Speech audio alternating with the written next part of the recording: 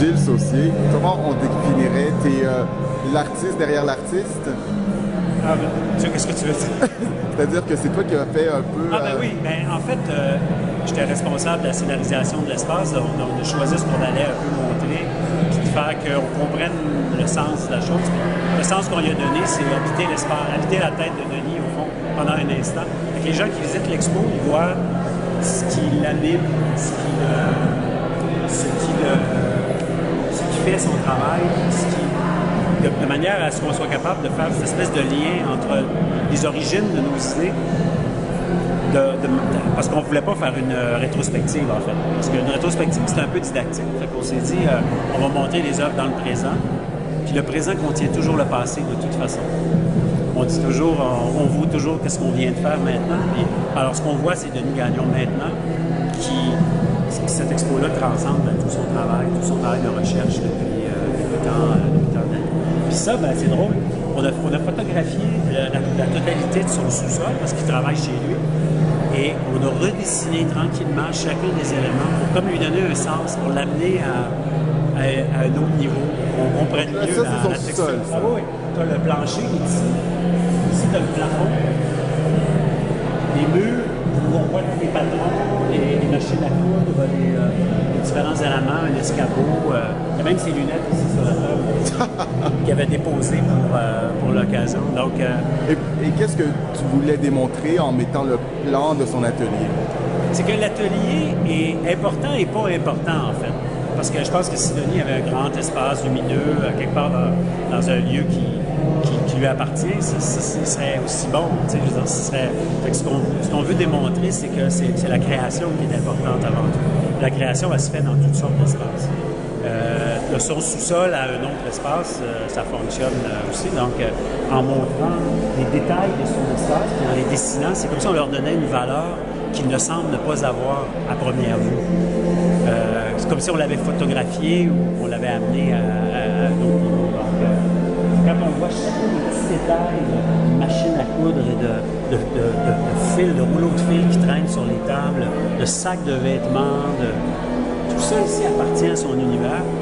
Puis l'illustrer de cette façon-là, c'est le redonner au public avec un sens nouveau. Et Denis Gagnon est au Musée des Beaux-Arts de Montréal, mais il y a comme un clin d'œil, il pourrait être au Louvre aussi. C'est comme un clin d'œil au Louvre, la pyramide du Louvre à l'envers. Peut-être. C'est l'universalité de la forme. La pyramide est un objet universel, parce qu'un objet primaire.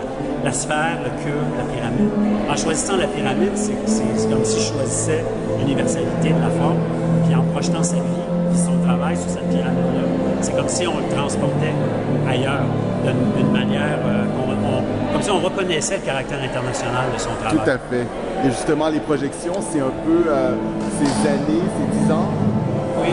En image. En présent, en passé, désorganisé, superposé, de façon à ce que cette rétrospective-là soit avant tout son esprit, la manière dont il crée, puis la manière dont il est comme... J'ai beaucoup appris aussi de Denis dans cette expérience-là. J'ai beaucoup appris sur la rigueur, sur tout ça. On a un travail rigoureux, nous, on est des architectes. Ouais. On associe à la mode l'éphémérité, donc la fragilité, mais c'est pas vrai. Dans le cas de Denis, c'est tellement rigoureux, tellement précis, tellement à temps, tellement exceptionnel que moi, j'ai aussi appris de cette expérience-là. Dernière question. En tant qu'architecte, quelle robe de Denis dans cette exposition se rapproche le plus de ton travail d'architecture? Je dirais celle qui représente la topographie. Parce que si on se déplace et qu'on regarde ces robes-là, les blanches, surtout qui sont un peu... qui sont ramenées à la matière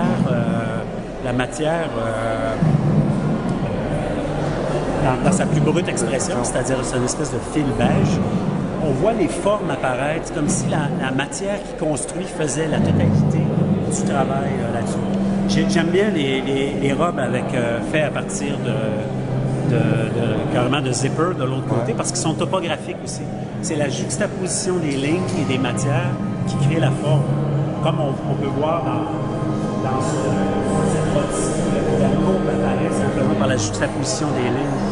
Ça me rappelle beaucoup les représentations topographiques en architecture, où on a épousé les formes du sol et épouser les formes à partir des matières qu'on superpose. Donc, ce que j'aime beaucoup, en fait, dans l'expo, c'est cette idée que